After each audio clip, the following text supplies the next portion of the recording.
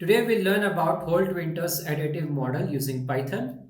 It is an extension of Holt's damp trend, and now we can handle both trend and seasonality. It is for time series data with trend and additive seasonality. Now trend means capturing long-term increase or decrease in the data. Seasonality is additive means the seasonal effect remains constant.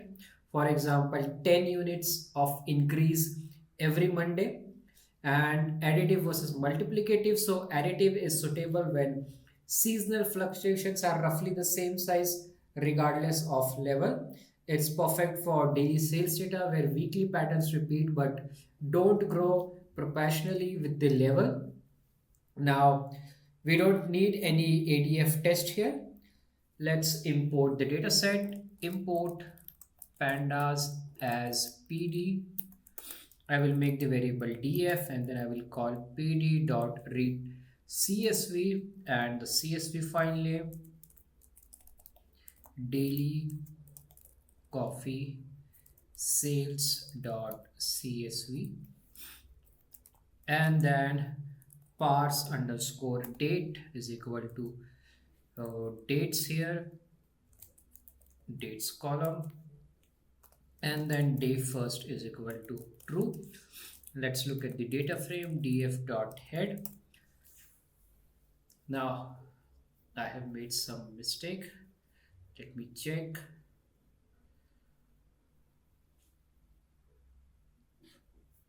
Okay, this has to be date. Now you can see in the output we have these two columns, date and sales. We want to forecast the coffee sales, and we also have to convert this date to index. For time series it is important. Let's do that. I will write here df.set underscore index, and then the column name which is date, and then parameter in place is equal to true. If I check this index here, so it is now a date time index. There are 365 days of data and frequency is none. We have to define the frequency as well, and it is important for the time series forecasting. So I will write here df dot as frequency, and then here I will pass D because this is a daily data. You can also pass monthly or weekly frequency here. Now let's visualize our data. So for that I will import matplotlib. I will write here import matplotlib dot pyplot as plt, and then df of sales. This I will just copy because I'm using it again and again. df.sales.plot, and then first parameter is title, which is daily coffee sales, and then figure size is equal to, let's say, 10 by 4. And here in the output you can see this is the sales data. We see there are some trend, so it's going sometimes up and sometimes it is going down. Now let's fit the Holt-Winters additive model, and I will also explain you the parameters that we are going to use in this fit. First I will import from stats models dot tsa dot Holt-Winters import exponential smoothing. So for this additive model we import exponential smoothing. Now I will make a variable. So the variable name will be Holt-Winter HW additive underscore model, and then I will call this exponential smoothing here, and then inside this the first parameter is sales that I already copied, and then the second one is trend. Trend is going to be additive that we are using here. It can be multiplicative as well, so you can change it to, let's say, instead of add you can write here mul for multiplicative, but for now we are using additive. And then seasonal period is equal to, let's say, 7, that is weekly seasonality. and initialize method is equal to estimated, and I will now make a new variable Holt-Winter additive underscore result, and then I will call the fit here. I will explain which parameter, don't worry about that. Just let me finish this. Call the fit method, and now first so there are three parameters, alpha, beta, gamma, and one is optimization. Since we are passing all these values manually, so we will make the optimized parameter as false. So let's do that. First parameter is smoothing level. This is, let's say, 0.6. The second parameter is smoothing trend. This, let's say, 0.1. Then smoothing seasonal, this is, let's say, 0.2. And then optimized is false because we are passing these values manually. Now let me explain you these parameters one by one. So trend, we are using this add, that is additive trend. Seasonal is also, we are using additive seasonality here, and seasonal period is weekly seasonality, that is there was therefore we are giving this 7. If you would have take here let's say 30, so it will be monthly, and if you take here 1, so it will be daily.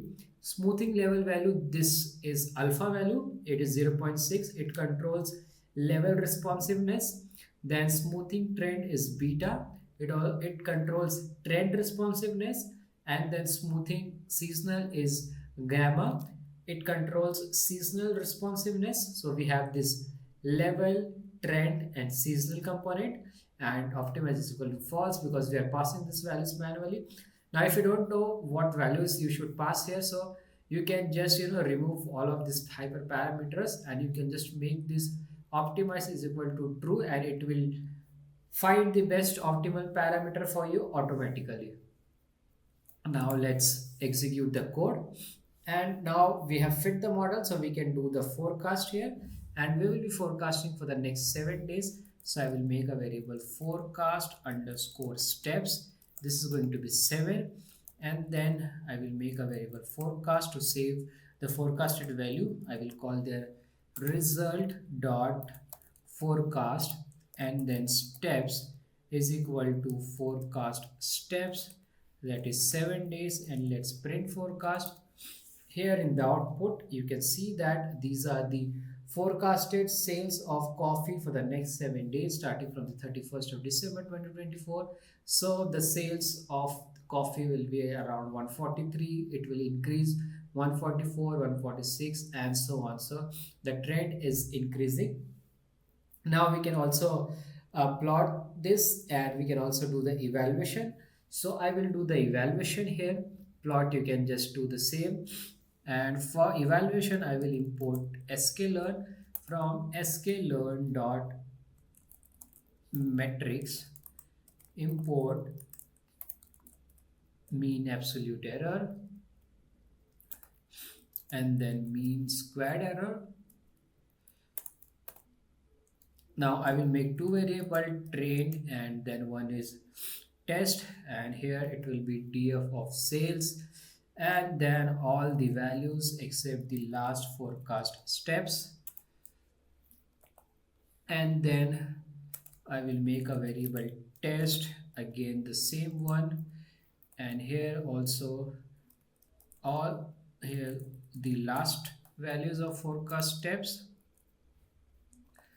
And then test underscore forecast, I will make a new variable, and then I will call this result dot forecast, and then I will pass here steps, which is going to be length of test data.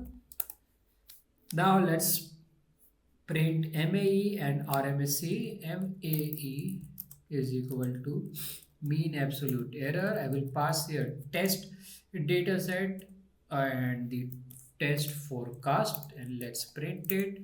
So mean absolute error is 12 on an average.